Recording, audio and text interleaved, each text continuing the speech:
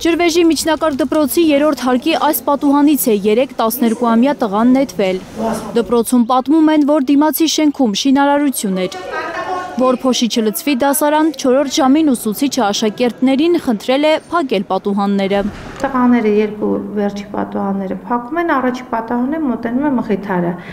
Մեկ երևի 2-3 վայրկյանի ընթացքում բարձրացնում է գլուխը, ուսուցիչը տեսնում է, որ ինքը կանգնած է պատուհանի կողքին։ Շատ հանգիստ վախենալով, որ երեխային չվախեցնի, ասում է նույնիսկ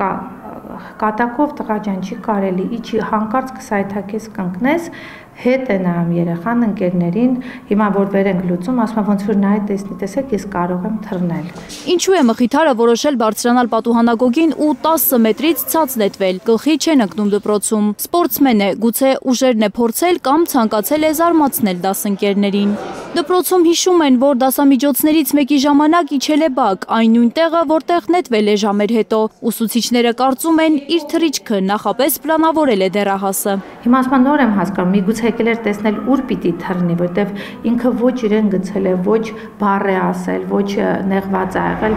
Երևանի հիվանդանոցներից մեկում 12-ամյա տղային 2 ժամ վիրահատել են։ Ճակատի, քթի, կրունկի շրջաններում ծանր վնասվածքներ է ստացել։ Մինչև հիվանդանոց միասին են գնացել, հետո երեկոյան արդեն որ վիրահատությունն ավարտվել էր, եւս մեկ անգամ այցելեցի հիվանդանոց,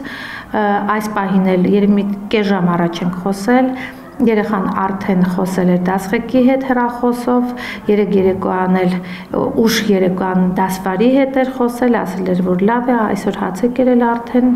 Դպրոցում պատմում են, որ շտապօգնության մեքենա նստեցնելիս մխիթարն անընդհատ ներողություն է խնդրել մեկ դասղեկից, մեկ մյուս ուսուցիչներից։ Գիտակցությունը ընդհանրապես չի կորցել ամբողջ ժամանակ, ասել է կներեք, ես սխալվեցի, ես պիտի չանեի, թե ինչի արեցի։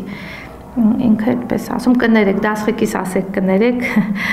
ուսուցչուհուս ասեք կներեք, իրենք վատ են զգացել, ինքը տեսել էր, որ իրենք շատ վատ են, ու ամբողջ ժամանակ զանգեք, ասեք կներեք, էլի ես պիտի չանեի։ Ողբերգական դեպքից հետո սարսափած է ամբողջ դպրոցը, 7-ի Դ դասարանի աշակերտների կեսին ծնողներն այսօր չեն ուղարկել դասի, մյուսների հետ կեսօրին հոգեբաններ են խոսել։ Առավոտյան դպրոցում է եղել նաև ուսուցիչը, որի դասաժամին եղել է առեղծվածային դեպքը։ Պատմում են, որ նրա երեսին գույն չի եղել։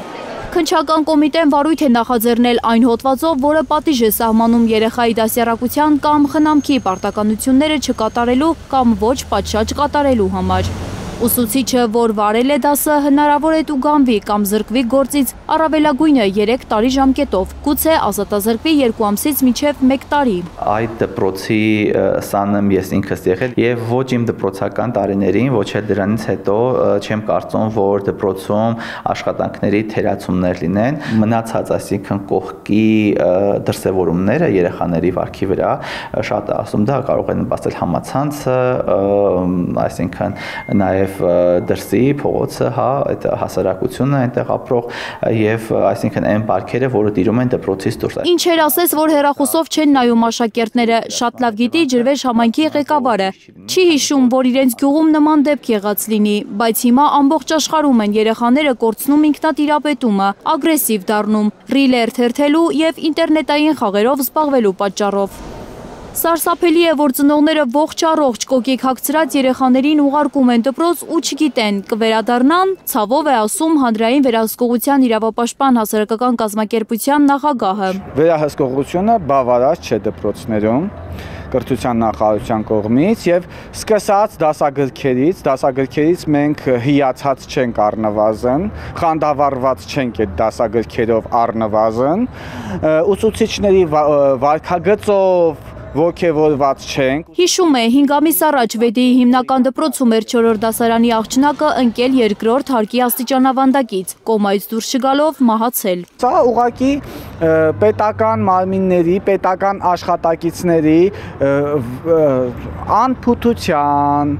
անհետևողականության հետևանքով առաջացած խնդիրներ են, հա, ինչա նշանակում դպրոցում երեխային հրել են, կամ դպրոցում երեխային դանակահարել են, կամ դպրոցում երեխային սպառնացել են, կամ դպրոցում S, կամ դպրոցում N, սա եւս պետական հաստատություն է, դպրոցներում աշխատողները նաև դպրոցների աշխատակիցները եւս ինչ որ առումով պետական պաշտոնյաներ են։ Բարձի թողի վիճակ է Հայաստանի շատ դպրոցներում, ասում է իրավապաշտպանը։ Վաղուց գաղտնիք չէ, որ աշակերտները դանակ անգամ թմրամիջոց են կարողանում մտցնել կրթօջախների պատերից ներս։ Աննա Գյուլնազարյան, Միլենա Պողոսյան և Հարություն Մաթևոսյան, Հայլուրի համար։